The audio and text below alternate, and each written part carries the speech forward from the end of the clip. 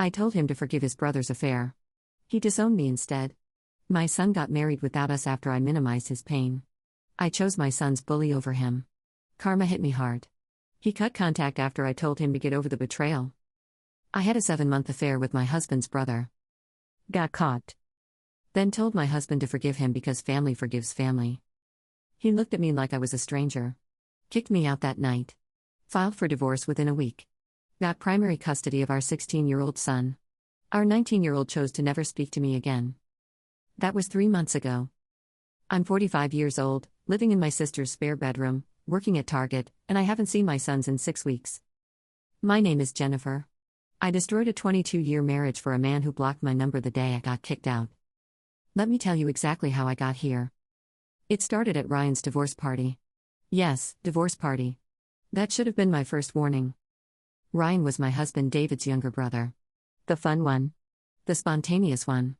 While David built an accounting practice and coached our son's soccer teams, Ryan lived in a downtown loft and dated women half his age. He was 38. Acting 25. At the party, he cornered me on the balcony. "You know, Jenny, my brother doesn't deserve you.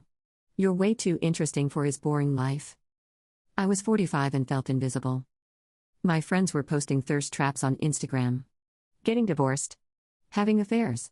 Living exciting lives. I felt boring. Suburban. Like I'd peaked at 28. So instead of walking away, I laughed. What would you know about what I deserve? More than you're getting. The text started that night. Flirty. Exciting. Secret. Ryan made me feel 25 again. David said you look nice like a fact. Ryan said you're stunning like a discovery. I told myself it was harmless. Just attention. David worked long hours. The boys were busy. I felt lonely. That's the lie I told myself. Truth? I was bored. Bored of stability. Bored of predictability. Bored of a husband who loved me quietly instead of dramatically. The affair turned physical 4 months in. Ryan invited me to his loft just to talk. I knew exactly what I was doing when I put on makeup. When I lied to David about lunch with a friend. When I walked into that apartment. Wine ready. Candles. A playlist. It was calculated. I didn't care. We slept together that afternoon while David was at work. While my sons were at school. I told myself I deserved this. This excitement. This passion. More lies. David had suggested date nights 3 times that month. I said I was too tired. Too busy. Truth? I was already checked out. Fantasizing about Ryan. The affair lasted 7 months. We'd meet at his loft twice a week. I'd delete texts. Hide receipts. Create elaborate lies. David trusted me completely. That's what made it easy. And horrible. I started detaching from my family. Snapping at the boys. Irritated when David wanted to talk. Physically present but emotionally gone. Tyler noticed first. "Mom, are you okay? You seem different." "I'm fine, honey. Just stressed." I was lying to my 19-year-old son while planning my next meetup with his uncle. The red flags about Ryan were everywhere. He'd check his phone constantly. Never wanted to talk about feelings. He'd say things like, "This is just fun, right? We're not trying to blow up your marriage." But he was sleeping with his brother's wife. He'd already blown it up. I ignored it all. Addicted to the feeling. The secrecy. The thrill. Then I got careless. Left my phone unlocked on the bathroom counter. David saw a text from Ryan. "Can't wait to see you tomorrow. Wear that black dress I like." When I came out of the shower, David was sitting on our bed. My phone in his hand. "How long?" His voice was completely flat. "David, I can explain." "How long, Jennifer?" 7 months. But it's over. It doesn't mean anything. He stood up slowly. Like he'd suddenly aged 20 years. "With Ryan?" I nodded. Something in his face just collapsed. 22 years of trust dying in real time. Gap. "David, please. Get out of this bedroom. Sleep in the guest room. Tomorrow we'll figure out the rest. But right now, I can't look at you." I went to the guest room. Texted Ryan, "He knows." Ryan's response came an hour later, "That's rough. Maybe give him some space?" No apology.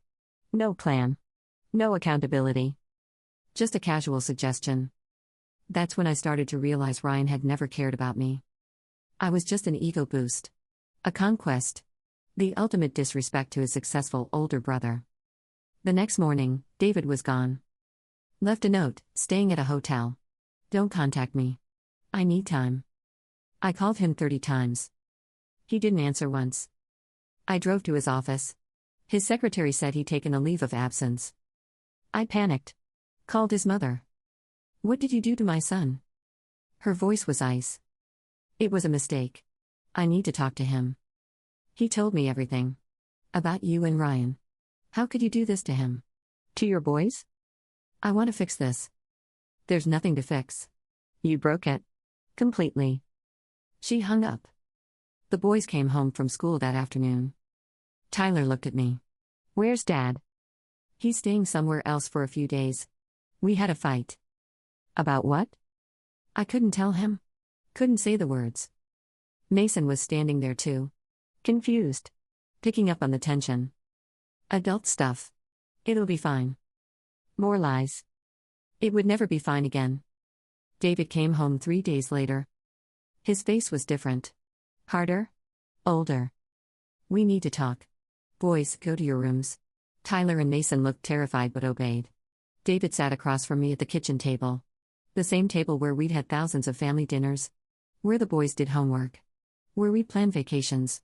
I want a divorce. David, please. I made a terrible mistake. But we can work through this. Counseling. Whatever you need. I don't want to work through this. You slept with my brother. For 7 months. While I was working to support this family. While I trusted you completely. It meant nothing. Ryan meant nothing. Then why'd you do it? I didn't have an answer. Because I was bored? Because I felt entitled? Because Instagram made me think I deserved more? I don't know. I'm so sorry. Sorry doesn't fix this. Sorry doesn't undo 7 months of betrayal. What about the boys? What about our family? You should have thought about that before. I'd never heard David curse in 22 years. That's how I knew it was over. Then he said something that changed everything. Ryan called me. He apologized. Said it was his fault, that he pursued you. He wants to make amends. Hope flickered in my chest. Maybe if Ryan took responsibility, David would see I was a victim too. What did you say? I told him to never contact me again. That he's dead to me. David, he's your brother. You have to forgive him eventually. Family forgives family. Here's what I didn't know then. That one sentence would haunt me forever. David's face went completely blank. Then he laughed. It was the most horrible sound I'd ever heard. Are you seriously asking me to forgive him right now? While you're begging me to forgive you? I just meant. He's family. You can't cut him off forever. Watch me. Ryan is not my brother anymore. And you won't be my wife much longer. You're being too harsh. He made a mistake. People make mistakes. David stood up. Get out. What? Get out of my house. Now. Pack a bag and leave. I'll have my lawyer contact you about the divorce. This is my house too. The house I paid for while you were sleeping with my brother? Get out, Jennifer. The rest we'll divide in court. What about the boys? They're staying with me. You can see them when the custody agreement is finalized. You can't keep my children from me. I can keep them from watching their mother defend the man who destroyed their family. Now get out before I call the police. I packed a bag with shaking hands. Tyler and Mason watched from the top of the stairs. Mom, what's happening? Mason was crying. I have to go away for a little while, baby. But I'll see you soon. Why? What did you do? David appeared behind them. Boys, go to your rooms. Dad, why is Mom leaving? Tyler demanded. David looked at me. Giving me one chance to be honest. I couldn't do it. Couldn't tell my sons what I'd done. Your mom made some choices that hurt our family. She needs to leave while we figure things out. What choices? I grabbed my bag and ran. Got in my car and drove to Ryan's loft. He answered the door looking annoyed. Jenny, this isn't a good time. I have nowhere else to go. David kicked me out. I can't have you here right now. I have company. I looked past him. Saw a woman's purse on his couch. Heard someone in the bathroom. Are you serious right now? You have another woman here? We were just having fun, Jenny. You knew that. This doesn't have to be a big thing. I just lost my marriage for you. You lost your marriage because you cheated. That's on you. I didn't make you any promises. He closed the door in my face. I sat in my car in his parking lot for 2 hours. Crying. Realizing how completely I'd miscalculated everything. I ended up at my sister's house. She opened the door, took one look at me, and said, "What did you do?" That was 3 months ago. I'm living in her spare bedroom now. Sleeping in a twin bed surrounded by storage boxes. I haven't seen my sons in 6 weeks. And it's all because I told my husband to forgive the man who helped me destroy him. 3 months later, I'm stocking shelves at Target. The divorce was finalized in record time. David had a good lawyer. Better than mine. He got the house. Primary custody of Mason. Tyler chose to stay with him full-time even though he's 19. I get Mason every other weekend. 4 days a month with my 16-year-old son who looks at me like I'm a stranger. The custody hearing destroyed me. David's lawyer painted me as unfit. A woman who carried on an affair with her husband's brother. Lied repeatedly. Showed no remorse. "Your Honor," Mrs. Hayes told her husband, and I quote, "You have to forgive your brother. Family forgives family." She minimized his pain. She prioritized his abuser over him. She lacks the moral judgment to guide these young men. I tried to defend myself. Told the judge it was a mistake. That I loved my sons. That I deserved a second chance. The judge was a woman in her 60s. She looked at me over her glasses. "Mrs. Hayes, you had an affair with your brother-in-law for 7 months. You lied to your children. And when caught, you asked your husband to forgive his betrayer. That shows a fundamental lack of character. I'm granting Mr. Hayes primary custody." Mason was in the courtroom. Heard everything? I saw him crying in David's arms. After the hearing, I tried to talk to Tyler in the parking lot. "Ty, please. I'm still your mom. I love you. You slept with Uncle Ryan." His voice was dead. "For months. While Dad was working. While we thought everything was fine. I made a mistake. A mistake is forgetting to pick me up from practice. This is betrayal. You betrayed all of us. I want to fix this. You can't. And the worst part? You asked Dad to forgive Ryan. Like his pain didn't matter. Like what you two did to him wasn't that bad. That's when I knew you didn't get it." He walked away. Got in David's car. They drove off without looking back. If I'd known what was coming, I would have begged differently. But it was already too late. Mason's visits are torture. He barely speaks to me. Spends weekends on his phone. Avoids eye contact. "Honey, do you want to get ice cream? See a movie? I'm good. I miss you. I miss our family. We're not a family anymore. You made sure of that." Mason, that's not fair. "You want to talk about fair?" Dad cries at night. Tyler heard him. We both hear him. He tries to hide it, but we know. "You broke him, Mom. And then you told him to get over it. To forgive Uncle Ryan. Like it was no big deal." I was confused. "I didn't mean it that way." "Yeah, you did. You cared more about Uncle Ryan's feelings than Dad's. That's why I don't want to be here." He goes back to David's house early every visit. Texts his dad to come get him. Makes excuses about homework. Plans with friends. I know the truth. He can't stand to be around me. 2 weeks after the divorce, my friends disappeared. Lisa, my best friend of 15 years, sent one text, "I can't support what you did. David is a good man and you destroyed him. Don't contact me again." I tried calling her. Blocked. The other moms from school stopped inviting me to things. Group chats went silent. I'd see them posting about coffee meetups. Book clubs. I wasn't invited. I became invisible. The cautionary tale other wives whispered about. Did you hear about Jennifer Hayes?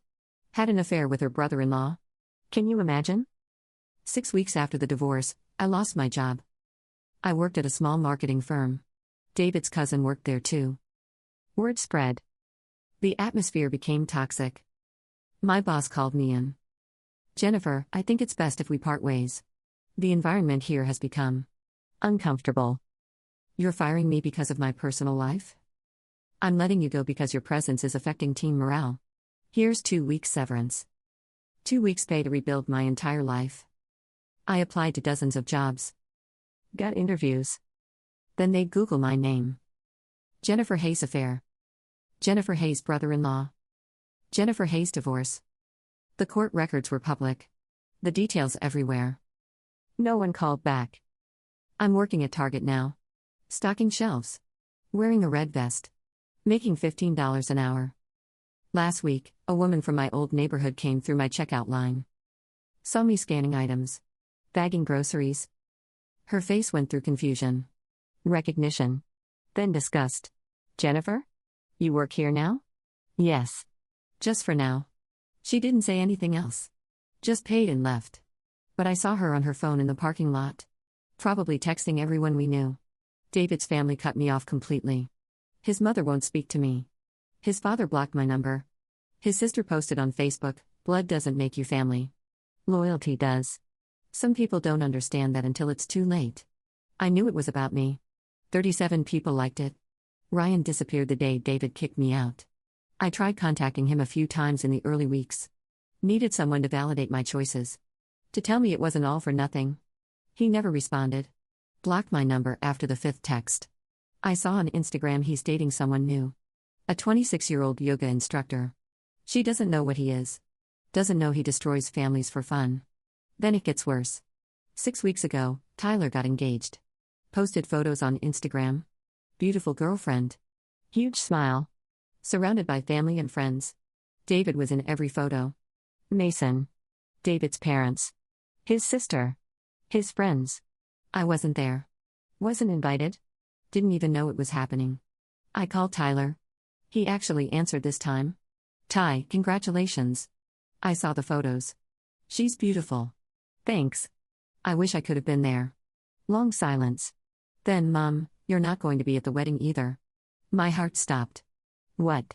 "I'm getting married in October. You're not invited. I can't have you there. I'm your mother.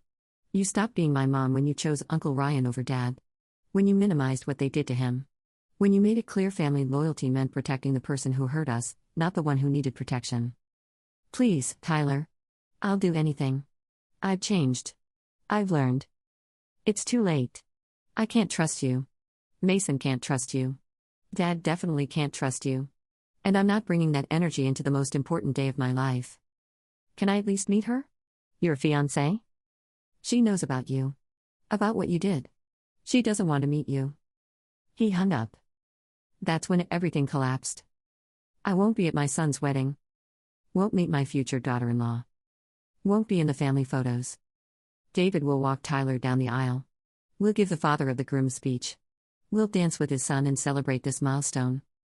I'll be home alone. Looking at Instagram photos. Erased from another family moment. That's when it really hit me. The permanence of what I'd done. I didn't just lose David. I lost my sons. His family. My friends. My career. My reputation. My future. And for what? 7 months with a narcissist who dropped me the second things got complicated. 1 year gone now, I see David sometimes. At Mason's school events. At soccer games. He's cordial. Polite. Completely emotionally removed. He's dating someone. I heard through the grapevine. A divorced woman from his office. The boys like her. She's at family dinners now. Slowly taking my place. Mason mentioned her casually during a visit. Dad's girlfriend made lasagna. It was really good. My replacement is making my son dinner in my old kitchen. I wanted to scream. To rage. To demand to know how David moved on so fast. But I have no right. I'm the one who betrayed him. He gets to heal however he can. Last month, I drove past our old house. The house where we raised our boys. Where we celebrated birthdays and Christmases. Where I destroyed everything. New curtains in the windows. Different wreath on the door. David's girlfriend's car in the driveway. She's living my life now. The life I threw away. I sat in my car down the street and cried. Until a neighbor came out and asked if I was okay. I wasn't. I'm not. The loneliness is crushing. I come home to my sister's spare bedroom every night. Eat dinner alone while they have family time downstairs. Scroll through social media looking at the life I used to have. My sister tries to be supportive, but I see the judgment. "Jenny, what were you thinking?" She asked one night, wine making her honest. I don't know. I wasn't thinking. You had everything? A good husband. Beautiful sons. A nice life. And you risked it all for what? Sex with Ryan? It wasn't about sex. It was about feeling desired. Feeling alive. And how do you feel now? Dead. I feel dead inside. Regretful. Good. You should. What you did was unforgivable. And then telling David to forgive Ryan? That was the nail in the coffin. That's what made you irredeemable in everyone's eyes. She was right. The affair was bad. But asking David to forgive his abuser? That's what everyone remembers. That's what made me the villain. I've tried apologizing to David. Sent letters. Emails. Texts when he unblocked me temporarily to discuss Mason's schedule. He never responds to the apologies. Just the logistics. Mason's game is at 6. I'll drop him off at 8. That's all I get. Polite coordination. No forgiveness. No acknowledgement of my remorse. And I don't blame him. I wouldn't forgive me either. 2 years later, here's where we all are. I'm 47 now. Still at Target. Still in my sister's spare bedroom. Still alone. David's engaged to the woman from his office. The boys love her. She'll be at Tyler's wedding. I won't. Tyler's getting married in 4 months. I'm not invited. Won't meet my grandchildren when they come. Mason barely speaks to me. Our visits are down to once a month. He asks to go home early every time. Ryan's in Miami. Living his life like he didn't destroy a family. Still dating 20-somethings. Still posting on Instagram. David's family pretends I don't exist. My old friends have moved on. The women in my neighborhood cross the street when they see me. I tried therapy. The therapist was honest. Jennifer, you made choices that prioritize short-term gratification over long-term consequences. You betrayed your husband with his brother. And then you asked him to forgive his abuser. Can you see how that multiplied the harm? I was trying to keep the family together. No. You were trying to avoid taking full responsibility. By asking David to forgive Ryan, you were minimizing what you'd both done to him. You were asking him to swallow his pain for your comfort. She was right about everything. Can I fix this? Not with David. That bridge is burned. Maybe with your sons, over years of consistent, genuine remorse and changed behavior. But there are no guarantees. There are no guarantees. Mason will probably stop visiting altogether when he turns 18. That's 2 years away. Tyler will get married without me. Have children I'll never meet. Build a life I'm not part of. David will marry someone else. Someone who values him. Someone who didn't betray him with his own brother. And I'll be here. Alone. Working retail. Living in borrowed space. Watching my former life continue without me through social media posts I'm not tagged in. All because I chose 7 months of excitement over 22 years of stability. All because I thought I deserved more than the love I had. All because when caught, I defended my accomplice instead of acknowledging my husband's pain. Here's the one devastating line I live with every day. Some betrayals don't get second chances. That's it. That's what I learned too late. David gave me everything. Loyalty. Partnership. A family. A home. 22 years of devotion. And I destroyed him for someone who didn't even care enough to answer my calls when it all fell apart. I don't get to rebuild. I don't get redemption. I don't get my sons back. I get to live with this. Every day. For the rest of my life. The knowledge that I had everything and threw it away for absolutely nothing. If you're reading this and thinking about cheating, about that coworker who makes you laugh, about how your partner doesn't appreciate you anymore, stop. Think about your children watching you choose the person who hurt their father over their father himself. Think about being erased from family photos. Missing weddings. Living alone with no career, no reputation, no family. Think about the permanence of betrayal. I can never undo what I did. I can never get back what I lost. David was a good husband. A good father. A good man. And I destroyed him for someone who didn't even care. That's what I live with. Every single day. I'm the woman who told her husband to forgive his brother for sleeping with her. I'm the mother who got cut from her son's wedding. I'm the wife who chose her husband's bully over him. I'm 47 years old, alone, and I'll never stop paying for what I did. This is my life now. This is what I deserve. And if one person reads this and chooses differently, chooses loyalty over excitement, chooses their family over their ego, then maybe my destruction means something. But probably not. Because I'm still here. Alone. Working at Target. Missing my sons. Living in a spare bedroom. While David builds a new life with someone who values him. While Tyler plans a wedding I'll never attend. While Mason learns to live without a mother. Some doors don't reopen.